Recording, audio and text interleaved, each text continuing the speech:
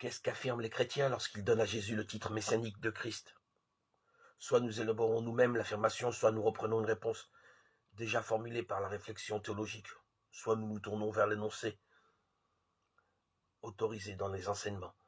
Quoi qu'il en soit, nous commençons en identifiant ce que croient les chrétiens à propos de Jésus-Christ. En nous laissant conduire par l'évangile de Marc, nous sommes invités à partir d'un tout autre type de question. Dans quelle expérience les chrétiens se tiennent-ils comme communauté croyante lorsqu'ils disent de Jésus qu'il est le Christ Seigneur? Qu'est-ce qui les dynamise comme croyants quand ils mènent leur vie en relation avec Jésus le Christ Seigneur? Dans quel mouvement se sont-ils pris comme peuple rassemblé lorsqu'ensemble ils prient par Jésus le Christ notre Seigneur? Tant que nous ne nous obligerons pas à poser la question de notre responsabilité en ces termes-là, je pense que nous échapperons malheureusement pas à l'héritage didactique qui plombe notre pratique.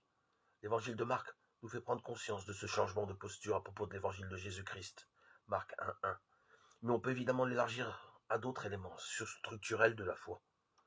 Prenons le regard que la foi porte sur Dieu le Père. Je choisis cet exemple parce que sur lui se cristallise fortement le malaise didactique. Comment enseigner encore que Dieu est Père lorsque des enfants n'ont pas de Père, disent avoir plusieurs pères, ont un Père qui n'en est pas un? Et si nous commencions par nous demander dans quelle relation avec Dieu sommes-nous pris lorsque nous appelons Dieu Père? Dans quelle expérience les chrétiens se tiennent-ils comme croyants lorsqu'ils disent à Dieu notre Père? Ce déplacement me semble tout particulièrement urgent à faire lorsque nous entrons dans le champ de la foi, héritier d'une démarche qui, par d'idées et de définitions, nous cherchons généralement à enseigner le sens des enseignements. Et si nous partions de la question, que nous arrive-t-il comme communauté croyante lorsque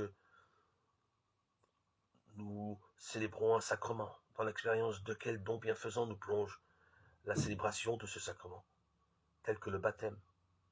Peut-être contribuerons-nous ainsi à ce que des hommes et des femmes arrivent de nouveau à donner à ce sacrement du baptême une place dans leur vie croyante.